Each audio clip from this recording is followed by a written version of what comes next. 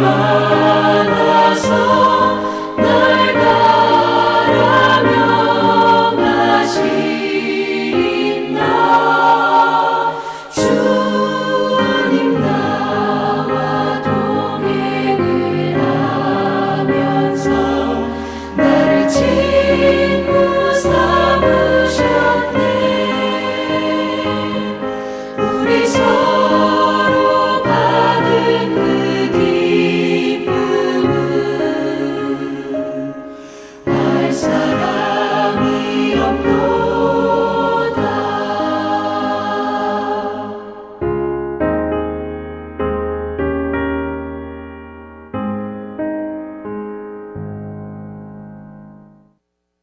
전능하사 천지를 만드신 하나님 아버지를 내가 믿사오며 그 외아들 우리 주 예수 그리스도를 믿사오니 이는 성령으로 잉태하사 동정녀 마리아에게 나시고 본디오 빌라도에게 고난을 받으사 십자가에 못 박혀 죽으시고 장사한 지 사흘 만에 죽은 자 가운데서 다시 살아나시며 하늘에 오르사 전능하신 하나님 우편에 앉아 계시다가 저리로서 산자와 죽은 자를 심판하러 오시니라. 성령을 믿사오며 거룩한 공회와 성도가 서로 교통하는 것과 죄를 사하여 주시는 것과 몸이 다시 사는 것과 영원히 사는 것을 믿사옵나이다. 아멘. 오늘 하나님께서 우리에게 주시는 말씀은 예레미야 31장 15절에서부터 22절까지의 말씀입니다.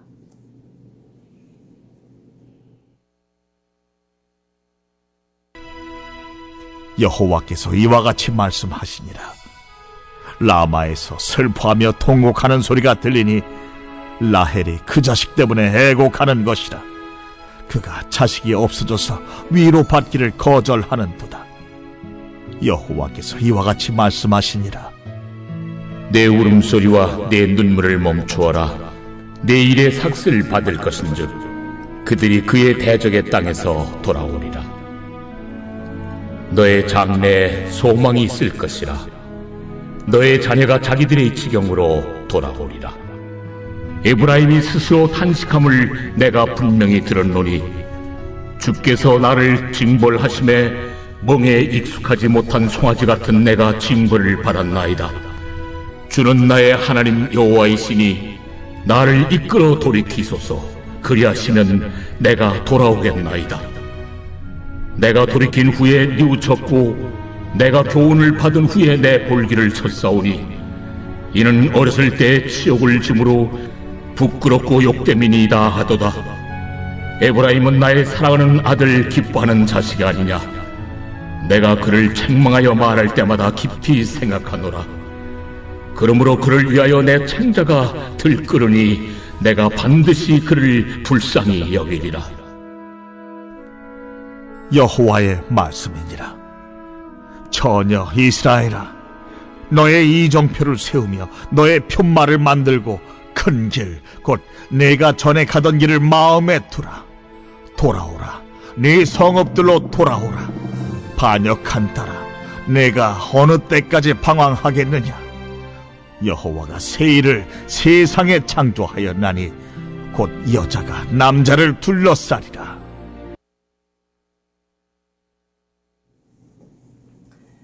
(31장에서는) 하나님께서 이스라엘 백성들을 회복시키시겠다라는 약속을 주시는 그런 장면들을 계속해서 보여주시고 계시는데요.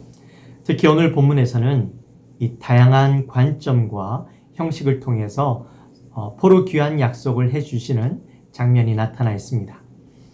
먼저 15절 말씀에 보시면 라헬이 등장을 하죠. 라헬은 야곱의 부인입니다. 삼촌 라반의 집에서 그의 딸 라헬을 사랑하면서 야곱이 7년 동안 일을 하게 됐죠. 이제 7년이 지나고 첫날 밤을 치르는데 첫날 밤을 치르고 보니까 그의 언니가 와 있는 거죠. 그래서 다시 7년을 일하고 그의 동생인 라헬을 얻게 됩니다. 그런데 이 라헬은 슬픔이 많은 여자였습니다. 야곱이 라헬을 더 사랑했지만 언니 레아가 아들을 낳고 이 레아는 아이를 낳지 못하는 겁니다. 그래서 언니를 시기하는 장면이 창세기 30장에 나오죠. 그리고 그런 자신의 심정을 이해하지 못하는 그런 야곱을 바라보면서 도리어 이 라헬을 책망하는 모습을 보게 됩니다. 그것 때문에 이 라헬의 고통은 더욱더 커가는 것을 우리가 볼 수 있죠. 사실 아이를 낳지 못하는 슬픔은 여인으로서 굉장히 고통스럽습니다. 특히 이 당시에는 아이를 낳지 못하는 것을 매우 수치스러운 일로 또 저주받은 여인으로 이렇게 설명하고 있는 것을 보게 되죠. 그래서 아이를 낳지 못하는 것 때문에 매일 밤마다 눈물로 지새우고 고통스러워하는 것을 우리가 말씀을 통해서 보게 됩니다. 그러니 여인은요, 아무리 남편이 사랑해줘도 이 아이를 낳지 못하는 것 때문에 어떤 것으로도 위로가 되지 못하고 고통만 커져가고 또 눈물과 통곡의 소리만 커져가는 것을 우리가 말씀을 통해서 보죠. 이 고통이 본문에서는 이 대부분의 민족의 사람들이 죽임을 당하고 또 포로로 끌려갔던 이 이스라엘의 통곡으로 비유되고 있는 것을 보게 됩니다. 나라가 망하고 폐허가 되고 백성들은 붙잡혀가고 전쟁에서 비참한 죽음을 맞이한 그 상황이 마치 라헬이 아이를 낳지 못하여서 날마다 통곡하며 슬퍼하는 모습과 같이 보여주고 있는 것이죠. 그런 상황 가운데 16절에서는 하나님께서 이렇게 말씀하십니다. 내 울음소리와 내 눈물을 멈추어라. 여러분들에게 이 하나님의 외침은 어떻게 들려지십니까?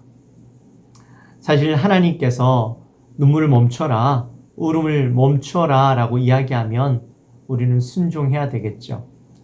근데 우리의 마음 가운데 그 하나님의 음성을 그저 슬픔을 멈추어라고 억지로 막으시는 그런 음성처럼 들려지시진 않으십니까? 하나님께서 이렇게 말씀하실 때는 분명히 해결책을 가지고 말씀하시는 것이죠. 하나님은 우리에게 강요하시는 분이 아니십니다. 하나님은 우리에게 아무런 해결책 없이 그냥 말씀하시는 분이 아니라는 거죠.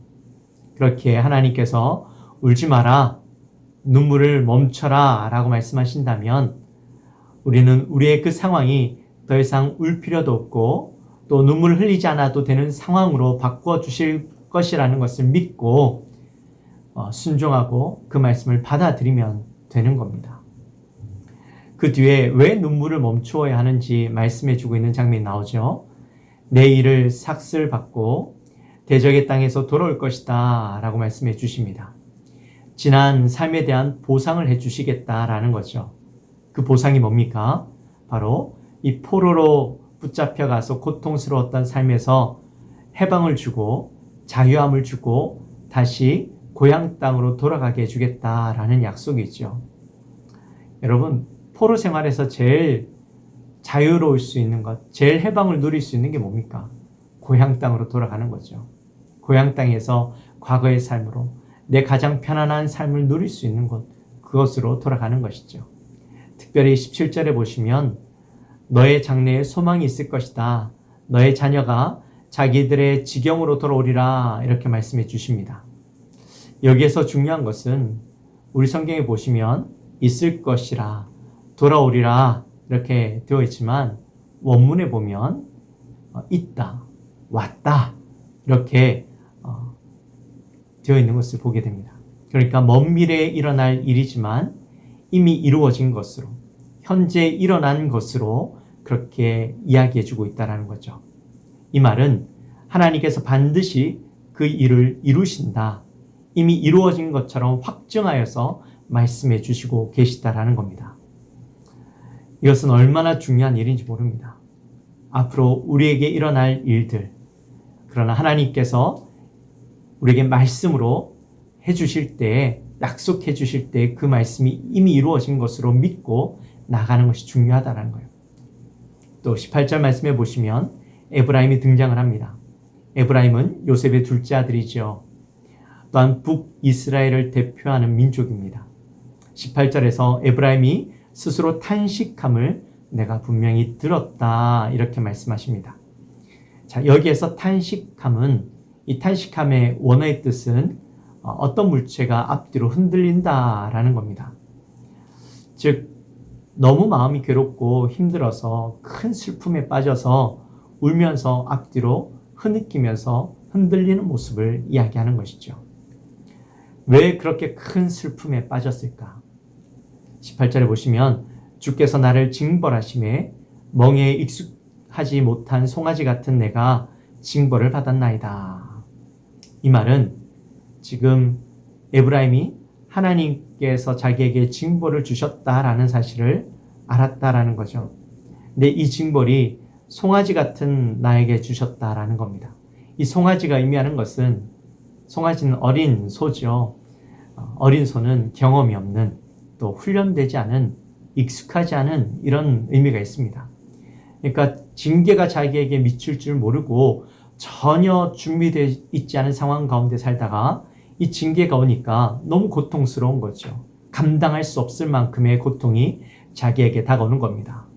그래서 19절에 보시면 내가 돌이킨 후에 뉘우쳤고 내가 교훈을 받은 후에 내 볼기를 쳤사오니, 이 말은 징계가 자기의 죄 때문에 일어난 것임을 알았다라는 거예요. 그래서 그 죄에 대해서 후회하고 자기의 지난 삶에 대해서 되돌아보니 그 삶이 너무나도 후회스럽다라는 거죠. 그래서 그 삶에 대해서 후회했다라는 거예요. 그러면서 다시 18절 말씀에 돌아오면 주는 나의 하나님 여호와시니 나를 이끌어 돌이키소서 그리하시면 내가 돌아오겠나이다. 이것은 회개하는 모습이죠. 자기의 지난 삶들을 바라보면서 후회스럽고 또 깨달으니 그 삶에 대해서 너무 고통스럽고 또한 자기의 삶에 후회하면서 하나님 앞에 자신의 죄를 용서해달라고 또 자신을 돌이켜달라고 회개하는 모습이 나타나 있는 겁니다. 자, 이렇게 회개를 하니까요. 20절 말씀에 하나님께서 뭐라고 말씀하십니까? 에브라임은 나의 사랑하는 아들, 기뻐하는 자식이 아니냐. 내가 그를 책망하여 말할 때마다 깊이 생각하노라. 하나님이 이스라엘을 징계하셨지만 단 한 번도 이 아들을 잊으신 적이 없다라는 겁니다. 그 뒤에 보시면 내 창자가 들끓으니 라고 이야기하고 있죠. 이것은 하나님께서 그 아들, 즉 예레미야를 징계하시는 그 순간에도 같이 아들이 고통스러워하고 아파하는 것만큼 하나님도 아파하시고 고통스러워하셨다라는 겁니다. 그래서 마지막에 뭐라고 말씀하십니까? 내가 반드시 그를 불쌍히 여기리라. 여기에서 불쌍히 여긴다라는 것은 두 가지 의미가 있죠. 하나는 사랑한다라는 뜻입니다. 하나님께서 그 애를 여전히 사랑하시고 또한 그의 고통을 함께 느끼신다라는 거예요. 그리고 반드시 회복시킨다라는 의미가 있죠. 하나님께서 그 고통 가운데 있는 아들을 원래의 자리로 회복시키시겠다라는 그런 의미를 말씀해 주고 있는 것이죠. 사랑하는 성도 여러분, 하나님은요, 오늘 라헬처럼 통곡하는 우리의 소리를 들으신답니다. 그리고 예레미야처럼 자신의 죄를 깨닫고 하나님 앞에 회개하는 자들의 그 소리를 들으신대요. 그리고 반드시 그들을 회복시키시겠다 이렇게 말씀하시죠. 이 하나님의 분명한 약속을 바라보면서 오늘도 그 하나님을 신뢰하시고 또 하나님께 소망을 두고 살아가시는 우리 모든 성도님들이 되시기를 주님의 이름으로 축원합니다. 기도하겠습니다. 하나님 감사합니다. 오늘 예레미야 31장 15절부터 22절까지의 말씀을 통하여서 우리에게 소망을 주시는 하나님의 음성을 듣습니다. 라헬처럼 고통 가운데 통곡하는 가운데 하나님께서 우리의 소리를 들으시고 또 예레미야처럼 그 죄를 깨닫고 고백하며 회개하는 자들에게 회복을 말씀해 주십니다. 하나님, 우리가 우리의 죄를 깨닫고 우리가 하나님 앞에 나아갈 때에 우리를 회복시키시는 그 하나님을 분명히 바라보며 그 하나님께 소망을 두고 나아갈 수 있는 우리 모든 성도님들의 삶이 되게 하여 주옵소서. 감사합니다. 예수님의 이름으로 기도하옵나이다. 아멘. 하늘에 계신 우리 아버지여, 이름이 거룩히 여김을 받으시오며 나라의 마옵시며 뜻이 하늘에서 이루어진 것 같이 땅에서도 이루어지이다. 오늘날 우리에게 일용할 양식을 주옵시고 우리가 우리에게 죄 지은 자를 사하여 준 것 같이 우리 죄를 사하여 주옵시고 우리를 시험에 들게 하지 마옵시고 다만 악에서 구하옵소서. 대개 나라와 권세와 영광이 아버지께 영원히 있사옵나이다. 아멘. 우리 시간에 기도하실 때에 우리 교회를 위해서 또 나라와 민족을 위해서 오늘 말씀처럼 하나님 우리의 통곡의 소리를 들으시고 또 우리의 회개의 소리를 들으시고 응답하여 주옵소서. 우리 마음으로 같이 함께 주여 한번 외치고 기도하며 나갑니다. 주여! 하나님 아버지 감사합니다. 저희들을 사랑하시고 오늘도 귀한 말씀으로 저희 귀에 덧입혀 주시니 감사합니다. 하나님, 주의 사랑하는 백성들의 그 소리를 들으시고 하나님, 우리의 통곡 소리를 들어주옵소서. 죄악 가운데 우리가 고통당할 때에 하나님 앞에 회개할 때에 우리의 소리를 들어 응답하여 주옵소서. 이 나라와 민족을 주님 불쌍히 여겨 주시옵소서. 하나님, 참된 회복이 일어날 수 있도록 주 은혜를 더하여 주옵소서.